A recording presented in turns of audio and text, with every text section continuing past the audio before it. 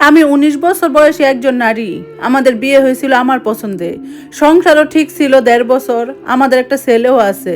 ওর বয়স এখন ১ বছর। আমার স্বামীর স্বভাব চরিত্র সবই বেশ ভালোই ছিল, শুধু একটু জেদি। তাও অবশ্য সব সময় না, মাঝে মধ্যে। মানুষ ভাবে ওর বদ জেদের জন্যই বুঝি আজকে আমাদের এই অবস্থা। কিন্তু আমি জানি আমাদের সমস্যার শুরুটা ওর দিক থেকে হয়নি। সব সংসারে তো টুকটাক কিছু সমস্যা থাকে। ওরকম আমাদের মধ্যে মাঝে সাঝে ঝগড়াঝাটি হতো, কিন্তু ঝগড়া বাঁধলেই আমি একদম তল্পি তল্পা গুছিয়ে বাপের বাড়ির দিকে হাঁটা দিতাম। বাপের বাড়িতে বোনরাও আসতো আর ভাইরা তো ছিলই। ওদের কাছে কেঁদে কেটে সব বলতাম।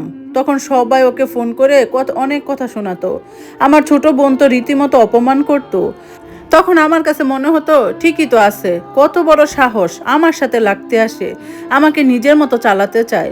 আমার মধ্যে না কেমন যেন একটা জেদ কাজ করতো। ওর কাছে ছোট হব, ওর কাছে নিজের ভুল স্বীকার করব, মাফ চাইবো, এটা তো আমি কখনো ভাবতেই পারতাম না। উল্টা বড় গলা করে বলতাম, ডিভোর্স দাও, তোমার মতো লোকের সাথে কে সংসার করে। না, ডিভোর্স আমি কখনোই মন থেকে চাইনি, ওইটা ছিল মুখের কথা। ওর সামনে ছোট হওয়ার চাইতে ডিভোর্সটাও আমার কাছে সঠিক মনে হতো। একদিনের কথা এখনো মনে পড়ে। সেদিন ছোট একটা ব্যাপার নিয়ে তর্ক করতে করতে দুজনেই খুব উত্তেজিত হয়ে পড়ি। রাগে আমার শরীর কাঁপছে। যা মুখে আসছে আমি তাই বলতেছি, তুই তুকারি, গালিবাজি, অপমান কিচ্ছু বাদ যায়নি। এক পর্যায়ে বাধ্য হয়ে সে আমার গায়ে হাত তুলে। এর আগে কিংবা পরে কখনোই ও আমার গায়ে হাত তুলেনি, কিন্তু ওই একটা থাপ্পড় ওটাই যথেষ্ট ছিল। আমি বাপের বাড়ি চলে গেলাম। আর হ্যাঁ, বরাবরের মতো এবারও নিজের দিকটা না বলে খালি ওর দিকটাই বলে গেলাম। মানুষের দোষ দিয়ে আর কি লাভ? সবাইকে যা বলছি সেটার উপর ভিত্তি করেই তো তারা বিচার করছে। পরিবারের সবাই বলল, এমন ছেলের সাথে সংসার করার কোনো দরকার নাই, মামলা ঠুকে দাও। আমি সবার পরামর্শে মামলা করলাম। ওর নামে নারী নির্যাতনের কেস করা হলো। খুব দ্রুত ওকে পুলিশ ধরে নিয়ে গেল। ওর পরিবারের থেকে মুরব্বীরা এসে বারবার অনুরোধ করলো আমি যেন এই কেসটা তুলে নেই। তবে ভেতরে ভেতরে আমিও চিন্তা করতাম, আচ্ছা, আমার স্বামীকে আসলেই জালেম? ও কি কোনো দিন নিজ থেকে আমার গায়ে হাত তুলছে? আমি যদি ওকে এত কথা না শোনাতাম, তাহলে কি ও আমার গায়ে সেদিন হাত তুলতো? আমার বাবা মা আমাকে বুঝিয়েছে, আমি যদি এত কিছুর পরেও ফিরে যাই, তাহলে ও ভাববে আমি বুঝি অসহায়, আমাকে আরও পেয়ে বসবে, আমার উপর ইচ্ছা মতো ছড়ি ঘুরাবে। একবার গায়ে হাত তুলছে মানে বারবার একই কাজ করবে। কাজেই নিজে থেকে ফিরে যাওয়ার তো কোনো প্রশ্নই উঠে না। কিন্তু আমার মনের ভেতরে কে যেন চিৎকার করে বলতো, ও তো এমন লোক না। ও যেদিন আমার গায়ে হাত তুলছিল সেদিন হাঁটু জোর করে আমার কাছে মাপ চাইছে। এসব ভেবে ভেবে আমি মামলা তুলে নিলাম, তবে ওর কাছে ফেরত গেলাম না। তার কিছুদিন পরে দুই পরিবার থেকে বিচার সালিসি হলো। সবার কাছে ও দোষী প্রমাণিত হলো। সবাই ওকে নানা কথা বুঝালো, উপদেশ দিল। তারপর আবার সংসার শুরু করলাম। এরপরে কয়েক মাস ভালোই চলছিল, কিন্তু হুট করে আবার কি একটা নিয়ে আমাদের ঝগড়া বেঁধে গেল। ব্যাস, কাপড় চোপড় গুছিয়ে আমি আবার বাপের বাড়ি উঠে বললাম। এর মধ্যে শুনলাম ও নাকি খুব অসুস্থ। আমি বাসায় ফিরতে চাইলে আমার পরিবার বলল, এভাবে একটা ঝগড়ার পরে একা একা ফিরলে সেটা ভালো দেখায় না। আর আমার বোনদের কথা ছিল, ওইসব অসুখ টসুখ কিছুই না, সব বাহানা।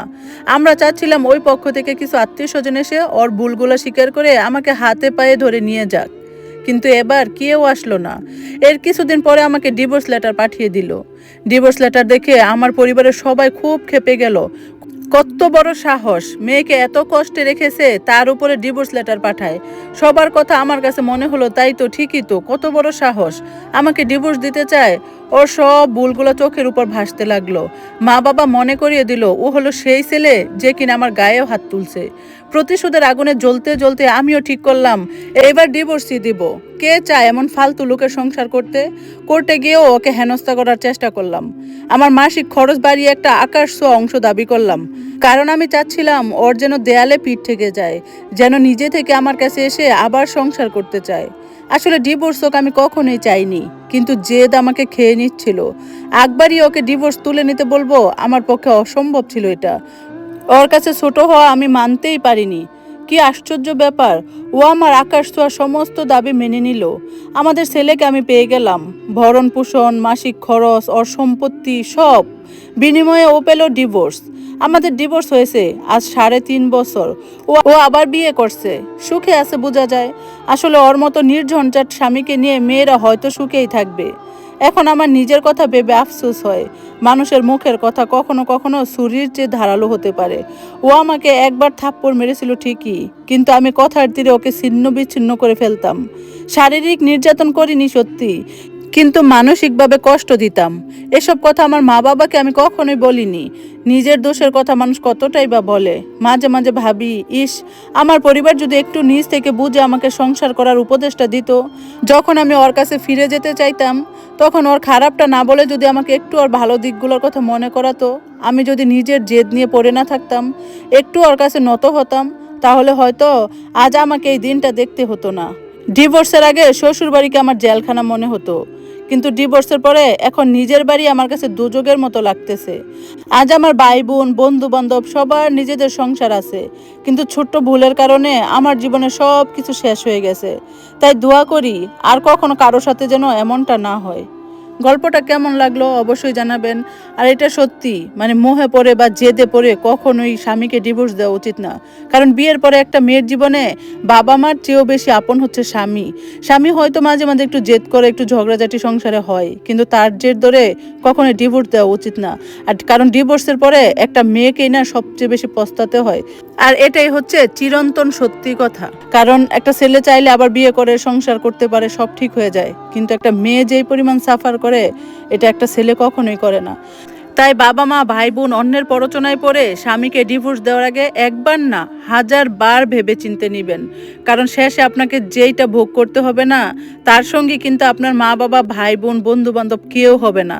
সেটা শুধু একান্তই আপনার হবে। সেই কষ্টটা আপনি ছাড়া কেউ ভোগ করবে না। ভালো থাকবেন সবাই। আজকের মতো আল্লাহ হাফেজ।